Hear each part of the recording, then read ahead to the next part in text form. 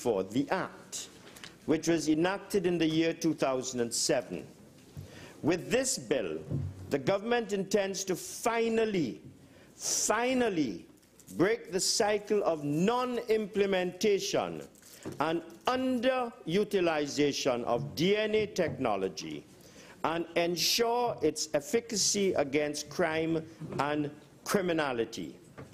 The strategic deficiencies that existed in the previous legislation were addressed from a practical standpoint towards ensuring this new bill, our bill, and foremost, kicks in immediately upon its passage, and that the criminal justice system yields nothing but the maximum benefit from this technology.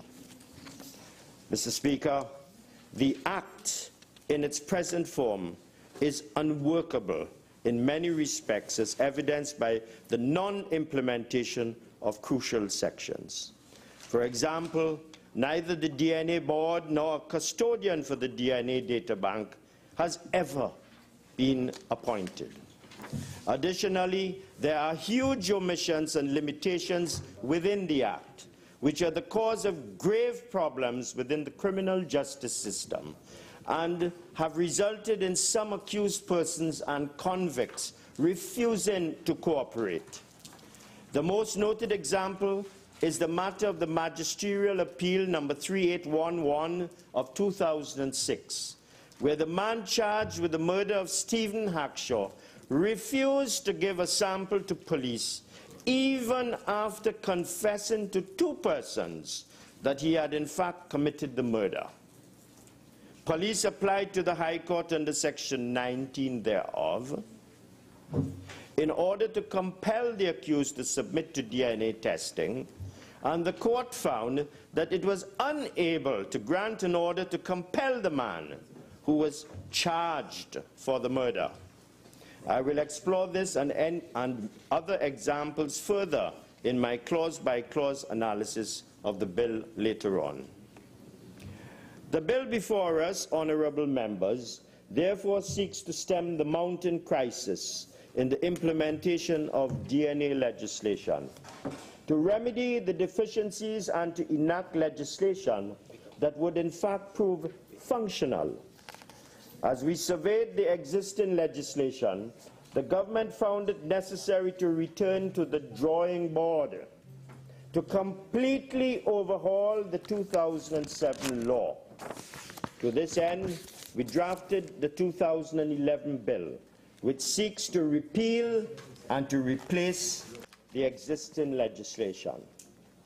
This act will bring Trinidad and Tobago closer toward our goal of revealing the unrealized potential of DNA by making DNA testing an established part of criminal justice procedure and a routinely admissible element in court in fulfillment of DNA's promise. Our process of review of the existing legislation, Mr. Speaker, was exhaustive. We conducted a thorough examination of the Hansard relevant to the Act and a comparative analysis of the provisions of the Act with those acts of more developed nations. We consulted with key stakeholders, including the Commissioner of Police, the Commissioner of Prisons, and the Director and staff of the Trinidad and Tobago Forensic Science Center. The bill was therefore formulated on the culmination of intense research and review conducted by the legal team of the Ministry of Justice and, of course, to those at the Law Review Commission, to augment the impact of DNA legislation, strengthen the functionality of DNA forensic analysis, and address, among other things, 1, the increasing crimes of a serious nature such as murder, kidnapping, sexual offenses, and drug trafficking. 2, the inability of the courts to order intimate samples to be taken from an individual charged with or convicted of an offense under the Act. 3, the increase in recidivism rates, and the growing number of repeat offenders. 4, the lingering inability to implement crucial provisions of the Act. This bill, therefore, represents an adaptation of the best practices and represents a magnum opus that the country can feel good about. It is a technological measure that will bring our domestic legislative framework finally into the 21st century and further reinstate safety and security for the people of Trinidad and Tobago. This measure, therefore, Mr. Speaker, is seminal to the advancement of the criminal justice agenda of Trinidad and Tobago, particularly in view of the current wave of increased criminality. Further, we envisage that with the passing of this bill, the knowledge and fear of the increased utility of DNA legislation and consequently DNA evidence will serve as a deterrent to criminals and so reduce the crime rate. Mr. Speaker, when the crime is done, we will catch every one of them once they leave any sort of their presence on the scene of the crime. That will be a deterrent to others who have God on the wrong side of their mind.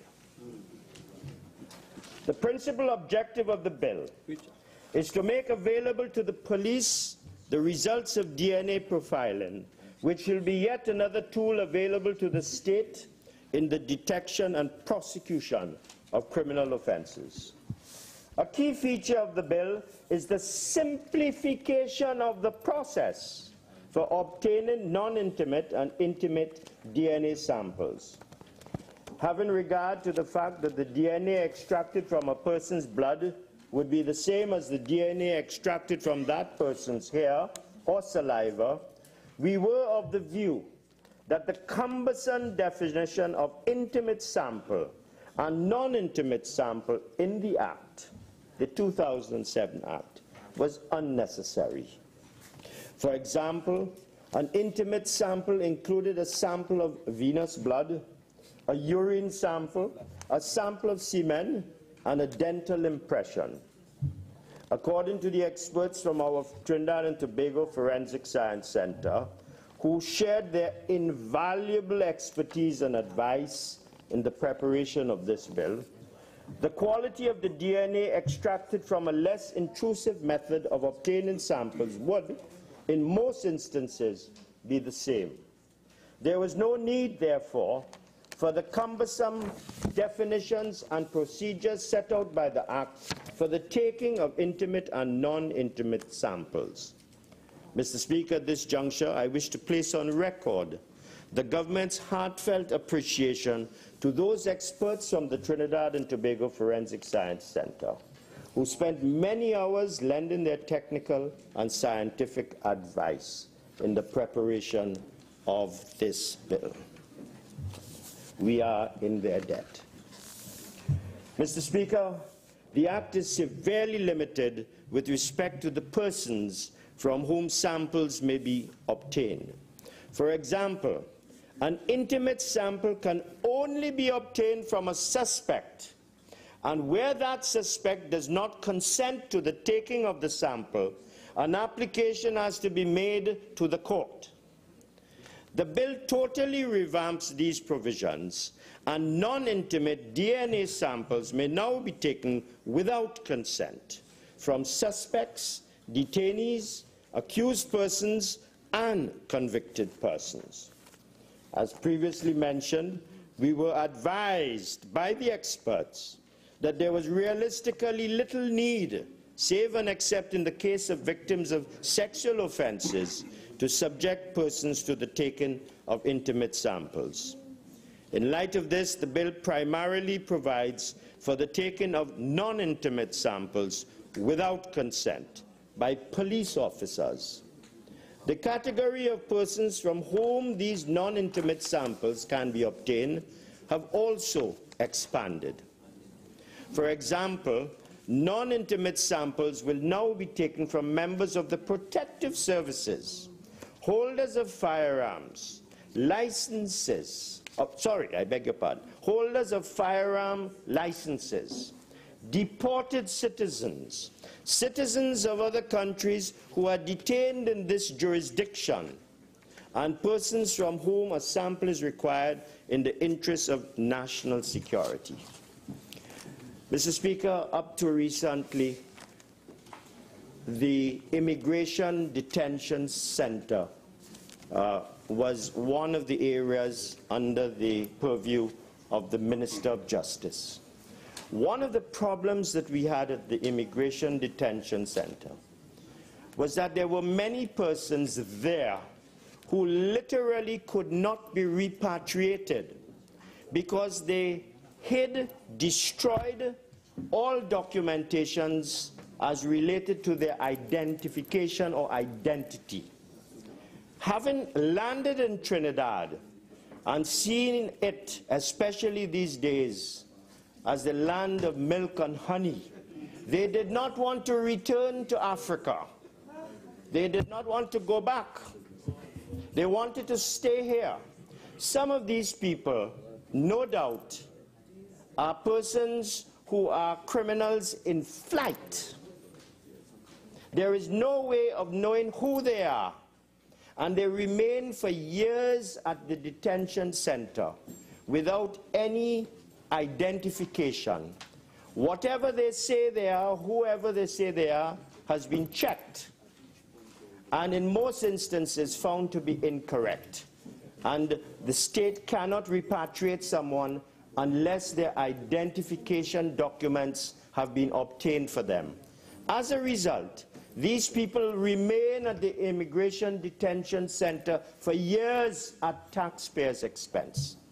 This measure, Mr. Speaker, will address that issue when it is, without consent, intimate and non-intimate samples can now result or augur towards the identification of who these people are, so that in the normal course they can be repatriated to their respective countries.